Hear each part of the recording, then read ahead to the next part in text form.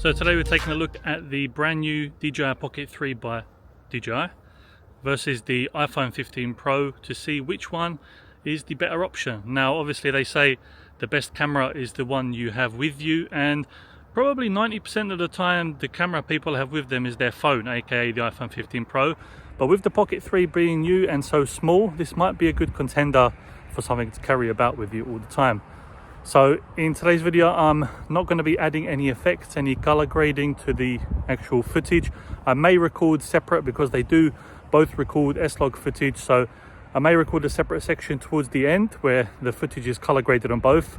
But for the test I'm literally just going to keep everything on normal, no enhancements to any settings, and I'm going to switch between microphones so you can hear what the audio is like coming from each device. And I've got the DJI microphone here on my chest, which I will show you at some point how that works and what the difference is with that microphone. But yeah, for the main part, both pieces of footage are going to be bang on normal, so 4K 30 set on each one, and that's it. No other alterations to the settings, which is what you'd expect from people who don't really go and faff about in the settings too much, especially the general consumer. So let's walk around. We've got a nice snowy day here in Finland. It was snowing a little bit more, but it may pick up, so what better day to record this footage than today. So let's take a look at the footage. Leave me a comment down in the comments box what you think is the better footage, the iPhone 15 Pro or the DJI Pocket 3. Now when it comes to the specs of each device, I'm not going to be telling you off by heart, because usually with tech specs something you get wrong and then you get roasted in the comments. And I'll leave the tech specs on the actual screen of each device. Now I do know that the DJI Pocket 3 has a 20mm lens, which is quite wide, and then the iPhone has a 24mm on the back. The front camera I'm not sure. Now I'm recording on the iPhone's front camera now. I'll switch between the back and the front camera, but if we're talking about selfie mode, generally you're going to be using the front camera, because if you're using the back camera you can't actually see what you're doing. So yeah, I'll leave all the labels on the screen so you know exactly what kind of footage you're seeing. And yeah, let's have a look and let me know what you think in the comments box below. So when it comes to the footage, generally the DJI Pocket 3 is going to be more stable because it has the gimbal functionality. The iPhone does do well with its stability, but it's all electronically, well, the majority of it is electronically stabilized. And I'm not going to be adding any more stabilization effects in the actual editing, so what you see is what you're going to get from the actual device you're seeing it from. Now there is a bit of a straight path here, so what I'll do a little bit of a run so you can see what the footage likes when you run with each of them. So running now.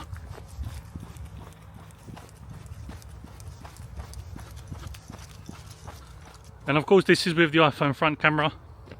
Let me switch to the back camera and then we'll do another run test to see if it makes any difference. So now I'm using the iPhone back camera. I apologize if it's not all straight because I can actually not see what I'm seeing on the camera. So yeah, let's do another run test with the Pocket 3 and the iPhone, this time with the iPhone's back camera.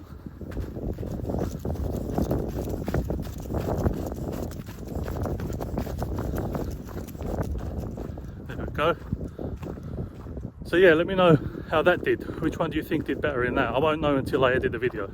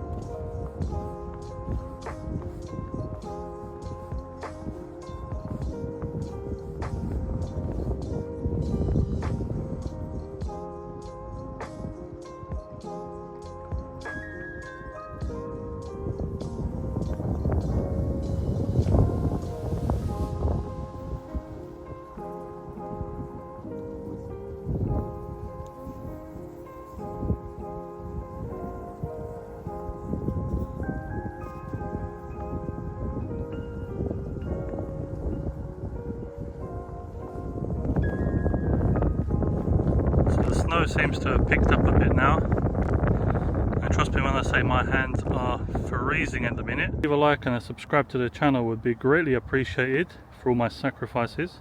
So the one thing good about the Pocket 3 camera over the iPhone is that with it being the same lens front and back, doesn't matter if you're recording in selfie mode or just recording the subject in front of you, you're getting the same quality lens. However, on the iPhone, if you're recording selfie mode, ideally you're going to be using the front camera, which means you're going to be using an inferior lens to the best camera that they have, or the best lens, which is the back one. And if you want to use the back one, you're not going to know what you're recording. So there's that sacrifice. I've actually got this Pocket 3 to replace my Sony ZV1, which you might remember was meant to be one of the top selfie camera replacements or vlogging camera replacements of I can't remember what year it came out, which has been good so far, but I think the DJI Pocket blows it out of the water. So if you want to see a comparison between the Pocket 3 and the ZV1, let me know in the comments box below. I'll try and get that done. And with the iPhone's front camera, it seems like it's not as wide as the DJI Osmo. So if I'm holding them at equal length now apart, you can see that the iPhone is much closer compared to the DJI. And the DJI actually can get the ultra wide lens, which goes from I believe 20mm all the way down to 14, which is even wider if you need it. I don't personally need it for this circumstances, but it's good to have that accessory on if you need it.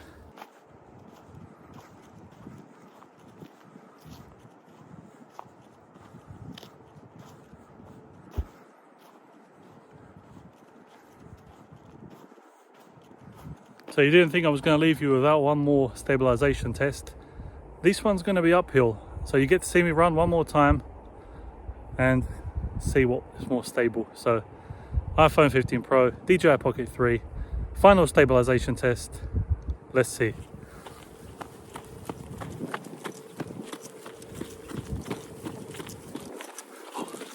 But if anyone saw me running at them like that, they're going to think I'm chasing them.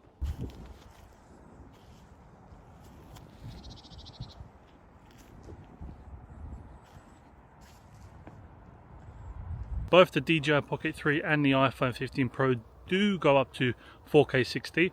However, the DJI Pocket 3 will actually do 4K 120 for them super slow motion shots you can shoot. The iPhone, I believe, only does 120 frames at HD. So I think I've done quite a bit of recording today. Let me know what you think.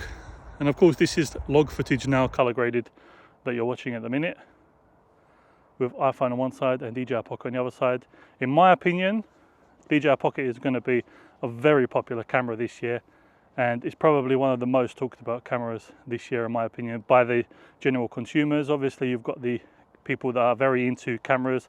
They might be talking about new releases by Sony and Canon, etc., but the DJI Pocket 3 is going to be the general consumer camera of the year, I think, and especially going to be a great gift for those holidays coming up. So like the video if you liked it. If you want to see, like I said, if you want to see the Sony ZV1 versus the Pocket 3, let me know down below. Let me know which one you think produces better footage between the iPhone and the Pocket 3, and subscribe to the channel if you want to see more content, more DJI content coming out, as well as iPhone content coming out. So I'll catch you on the next one.